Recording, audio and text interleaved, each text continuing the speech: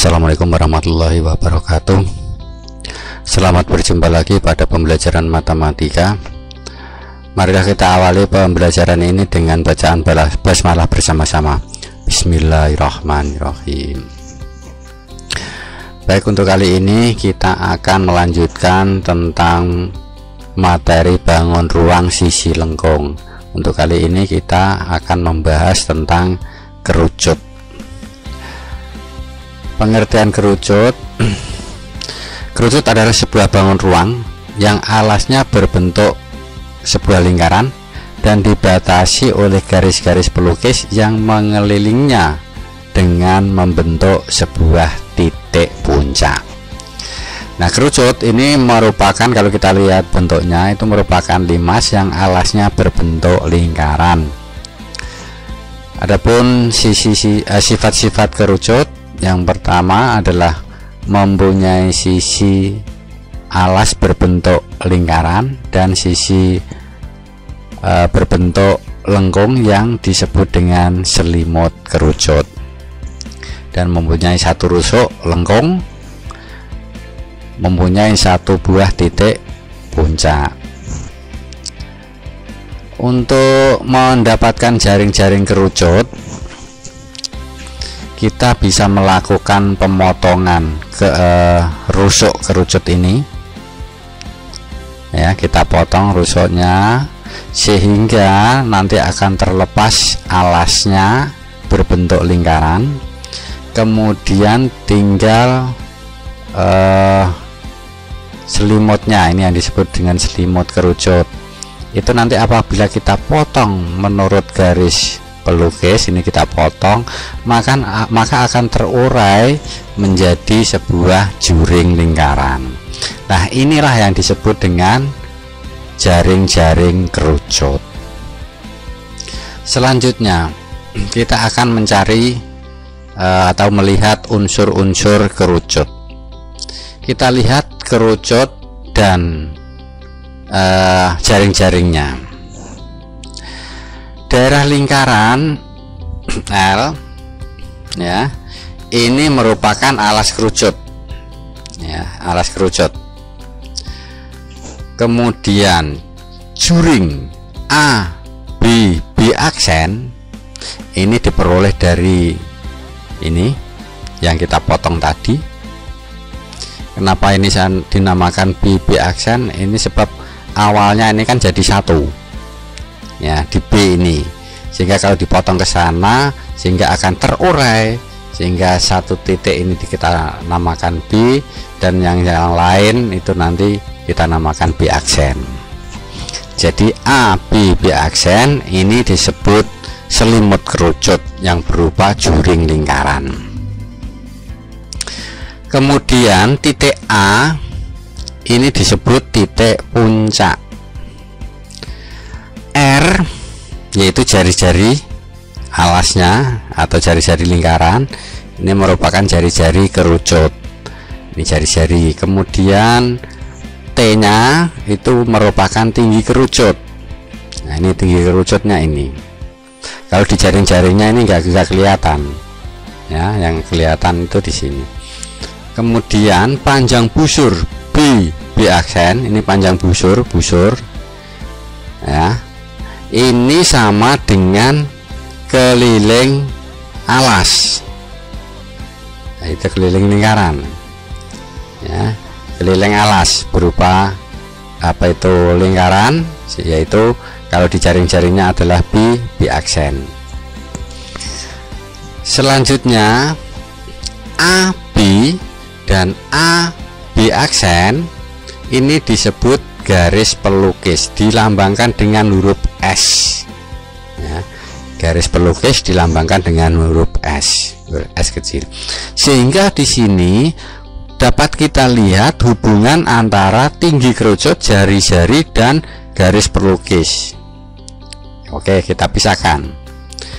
Ini akan membentuk sebuah segitiga siku-siku. Dengan demikian maka berlaku sifat atau teorema Pythagoras, yaitu S kuadrat sama dengan R kuadrat ditambah T kuadrat, atau kalau dicari T T kuadrat sama dengan S kuadrat dikurangi R kuadrat. Kalau dicari jari-jarinya berarti R kuadrat sama dengan S kuadrat dikurangi T kuadrat. Ini nanti yang sering kita gunakan untuk penyelesaian soal-soalnya. Oke, kita cari luas selimut kerucut. Kita ambil selimutnya yang berupa juring lingkaran itu.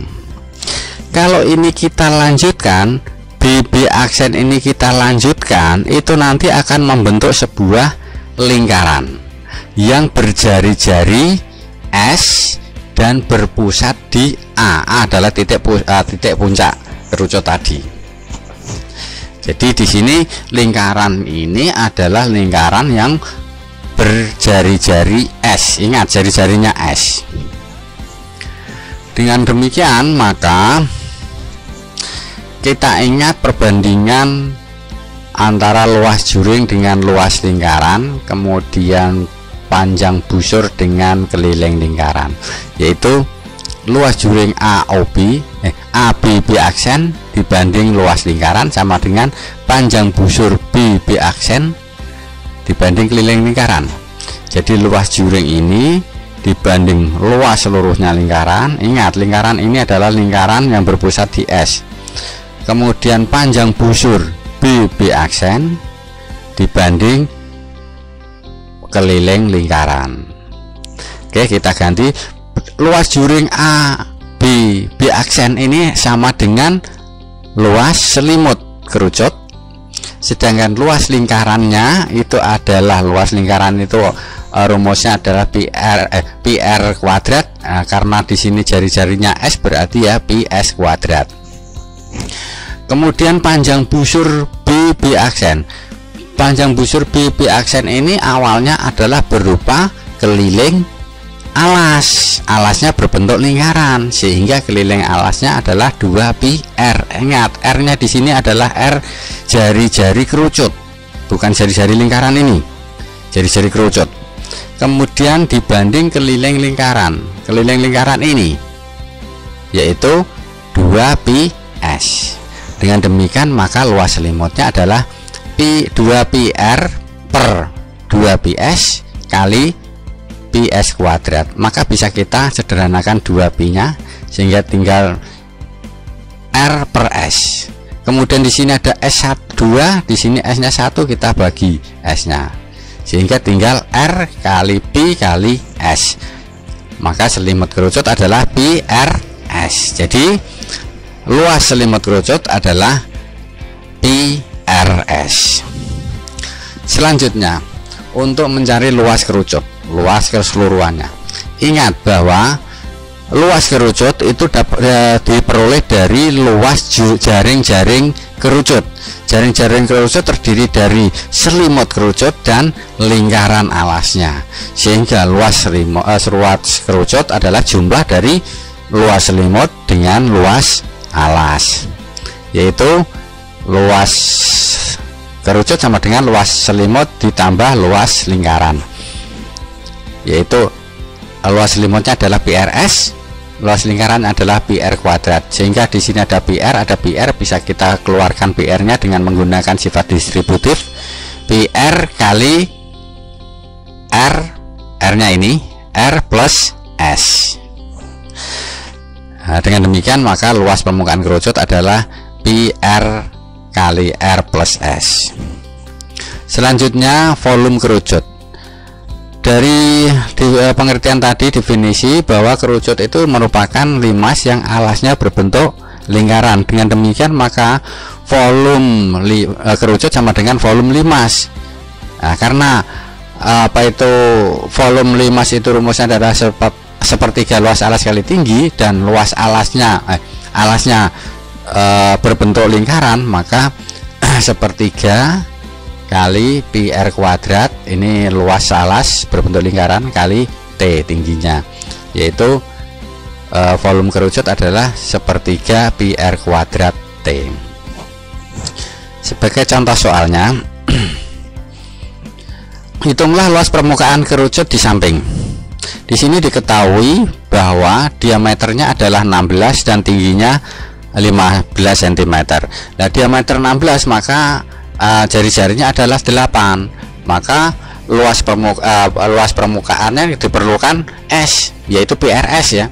Maka kita cari dulu S-nya dengan menggunakan teorema Pythagoras, yaitu S kuadrat sama dengan R kuadrat plus T kuadrat, atau S sama dengan akar dari R kuadrat plus T kuadrat, yaitu R-nya 8 kuadrat ditambah T-nya 15 dikuadratkan diperoleh 17. Jadi L sama dengan PR kali R plus S, kita ganti Pi tetap karena tidak diketahui Pi-nya berapa, kemudian kali R-nya 8 kali R 8 ditambah S-nya 17, sehingga Pi kali 8 kali 25 yaitu 200 Pi. Dengan demikian maka luas permukaan kerucut adalah 200 Pi cm persegi. Selanjutnya contoh yang kedua. Luas alas sebuah kerucut adalah 90 meter persegi. Jika panjang garis pelukisnya 13 meter, hitunglah jari-jarinya. Diketahui luasnya 90 pi. Garis pelukisnya S13. Maka luas adalah PIR kali R plus S. R-nya kita ganti 90 pi, sama dengan Pi R, dicari R-nya, ini R plus S-nya kita ganti 13, sehingga ini bisa kita coret Pi-nya, kita bagi dua ruas dengan Pi, diperoleh 90 sama dengan R karena Pi-nya tadi sudah dibagi kali R plus 13, sehingga di sini bisa kita kalikan dulu. R kali R adalah R kuadrat ditambah R kali 13R, ini pindah ruas jadi min 90 sama dengan 0. Ini adalah persamaan kuadrat, maka bisa kita faktorkan, kita jadikan perkalian faktor-faktornya, yaitu R plus 18 ya kali R min 5. Ingat pemfaktoran, jika dijumlahkan hasilnya hasilnya 13, kalau dikalikan hasilnya min 90, yaitu 18 dan min 5, sehingga diperoleh R plus 18 sama dengan 0 atau R min 5 sama dengan 0. Untuk ini diperoleh R-nya 18 min 18. Untuk yang ini R-nya diperoleh 5. Untuk R sama dengan min 18 ini tidak mungkin. Kenapa? Karena R ini merupakan jari-jari tidak mungkin negatif gitu, maka diambil yang positif, sehingga diperoleh R-nya 5. Jadi jari-jari kerucut adalah 5 meter. Untuk contoh berikutnya, sebuah kerucut mempunyai diameter 24 cm. Jika panjang garis pelukisnya 20 cm, hitung volumenya. Jadi diketahui diameternya 24, maka jari-jarinya 12, kemudian garis pelukisnya S20. Maka dicari T-nya dulu. T sama dengan S kuadrat min R kuadrat Pythagoras tadi, yaitu 20 kuadrat dikurangi 12 kuadrat, diperoleh 16. Maka volume, kita gunakan rumus volume sepertiga pi R kuadrat T, yaitu sepertiga kali pi kali R-nya 12 kuadrat kali T-nya 16, diperoleh 768 pi. Jadi volume kerucut tersebut adalah 768 pi meter kubik. Oke, di sini kita sesuaikan ya, ini cm, maka di sini cm kubik. Cm kubik ini satuannya. Oke, untuk contoh yang keempat. Volume sebuah kerucut adalah 196 pi meter kubik. Jika tingginya 12 meter, hitung jari-jari kerucut tersebut. Diketahui V-nya 196 pi, T-nya 12 meter, maka bisa kita langsung gunakan rumusnya. V sama dengan sepertiga pi R kuadrat T.